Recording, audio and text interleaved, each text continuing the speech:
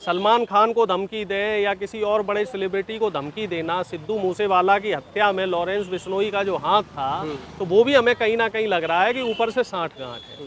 और दूसरी सबसे बड़ी बात कि अगर कोई हत्यारा, कोई गैंगस्टर जेल के अंदर है तो उसका कम्युनिकेशन जेल के बाहर कैसे हो रहा है। हत्यारों के लिए बीजेपी सोशल मीडिया पे कैंपेन चला रही है, लॉरेंस बिश्नोई को देश का आदर्श स्थापित करने के चक्कर में है। कहाँ हमारे देश के युवा भगत सिंह को अपना आदर्श मानते हैं और बीजेपी के लोग लॉरेंस बिश्नोई को अपना आदर्श बनाने पे तुली है, क्योंकि ये लोग गोडसेवादी हैं। ये लोग आतंकवादियों को ही पूजते रहे हैं, इसी वजह से इन्हें आतंकवादी और अपराधी ही पसंद आते हैं। सलमान खान को धमकाया जा रहा है, और भी कई सेलिब्रिटी हैं, कई विधायक हैं, वो भी सुरक्षा की मांग कर रहे हैं, लेकिन महाराष्ट्र सरकार बिल्कुल सिर्फ चुनाव में लगी हुई है। क्योंकि वहाँ चुनाव की तारीखों की घोषणा हो गई है, तो उनका इस तरफ बिल्कुल भी ध्यान ही नहीं है। प्रोफेसर जी, चुनाव से पहले लॉरेंस बिश्नोई का धमकी, सलमान खान को बड़े नेताओं की मारने की धमकी और हत्या तक हो जाती है, कैसे देख रहे हैं? देखो साहब, देश के लिए दुर्भाग्य की बात और क्या हो सकती है कि जो चुने हुए प्रतिनिधि है, पूर्व मंत्री रहे हैं बाबा सिद्दीकी जी, और सलमान खान भी एक बहुत बड़ी हस्ती है। बाबा सिद्दीकी की हत्या हो जाती है, जबकि वो महाराष्ट्र की चुनी हुई सरकार को ये कहते हैं कि मेरी जान को खतरा है।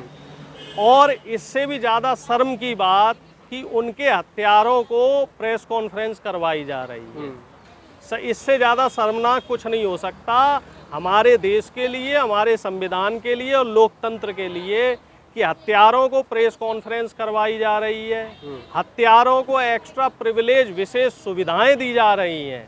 हत्यारों के लिए बीजेपी सोशल मीडिया पे कैंपेन चला रही है, लॉरेंस बिश्नोई को देश का आदर्श स्थापित करने के चक्कर में है। कहाँ हमारे देश के युवा भगत सिंह को अपना आदर्श मानते हैं और बीजेपी के लोग लॉरेंस बिश्नोई को अपना आदर्श बनाने पे तुली है, क्योंकि ये लोग गोडसेवादी हैं। ये लोग आतंकवादियों को ही पूजते रहे हैं, इसी वजह से इन्हें आतंकवादी और अपराधी ही पसंद आते हैं। देश का जो नुकसान करते हैं, जो देश के अच्छे लोगों के पीछे पड़ के उनकी हत्या करते हैं, तो वही इनके आदर्श हो सकते हैं। जेल से बार बार सलमान खान को मारने की धमकी एक बार नहीं दो बार आ जाती है। ये भी सरकार की साजिश है। सलमान खान को धमकी दे या किसी और बड़े सेलिब्रिटी को धमकी देना, सिद्धू मूसेवाला की हत्या में लॉरेंस बिश्नोई का जो हाथ था, तो वो भी हमें कहीं ना कहीं लग रहा है कि ऊपर से सांठगांठ है।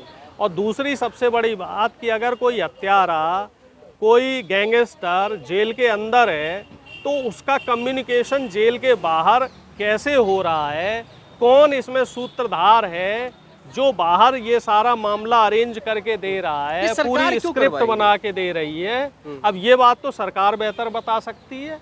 हमारा तो आपके चैनल के माध्यम से सरकार से सवाल है कि एक गुंडा, एक हत्यारा, एक गैंगस्टर जेल में बैठ के धमकी दे रहा है, हत्या की साजिश रच रहा है, लोगों की हत्याएं करवा रहा है, एक्सटॉर्शन कर रहा है, लोगों से एक्सटॉर्शन मनी मांगा जा रहा है, तो आखिर आप कर क्या रहे हैं साहब?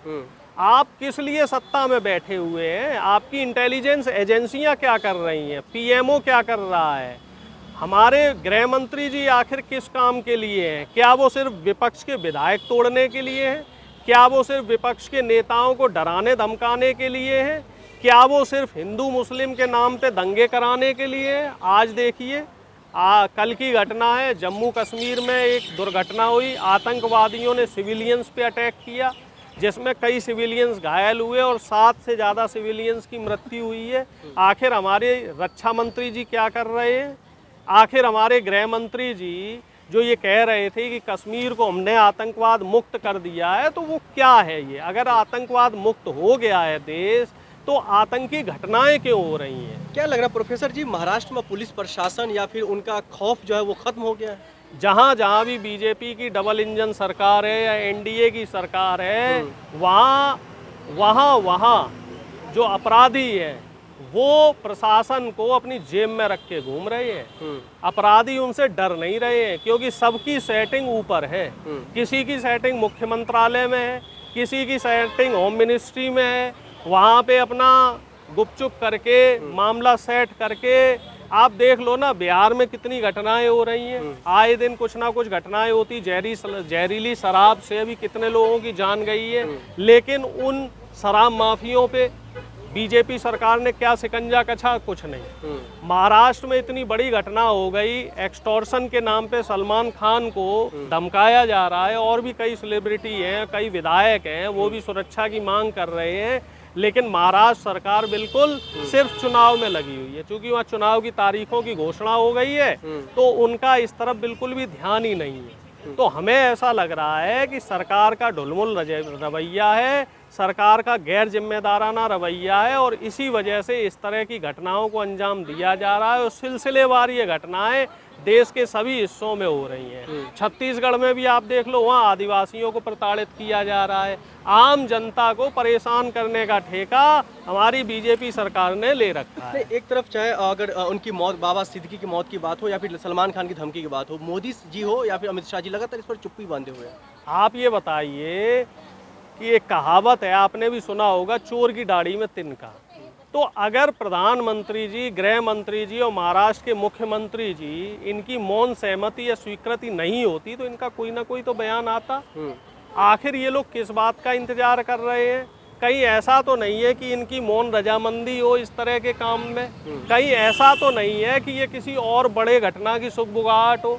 कहीं ऐसा तो नहीं है कि देश में कोई और बहुत बड़ी घटना ये करवाना चाह रहे हो? क्योंकि इन लोगों का इतिहास रहा है, इन लोगों ने हमेशा दंगे करवाए, चाहे वो पुलवामा का दंगा हो, चाहे गोधरा कांड हो, इस तरह की घटनाएं ये लोग करवाते रहे हैं और लोगों की लाशों पे शासन करते रहे हैं। कोविड के दौरान आपने देखा होगा, लाखों लोग दवाओं के और अस्पतालों के अभाव में मर गए, लेकिन उसमें से प्रधानमंत्री जी ने किसी के लिए सांत्वना के नाम पे कुछ नहीं कहा। मणिपुर आप देख रहे हो, 1.5 साल से ऊपर हो गया, मणिपुर हिंसा की आग में जल रहा है, लेकिन प्रधानमंत्री जी अभी तक मणिपुर नहीं गए। इसी तरीके से जो महाराष्ट्र में ये घटना घटी है, ये घटना बहुत ही दुर्भाग्यपूर्ण है, और इसमें सरकार की पूरी मुझे लग रहा है मिलीभगत है। इस चुनाव में सलमान खान का मुद्दा हो या फिर बाबा सिद्दीकी का हो, कितना बड़ा रहेगा? देखिए, पोलराइजेशन करने की कोशिश कर रहे हैं। पिछले 5 साल इन्होंने जनता के लिए कोई काम नहीं किया, और जब जब चुनाव आते हैं तब इनका हिंदू मुस्लिम का जिन्न बाहर निकल के आ जाता है।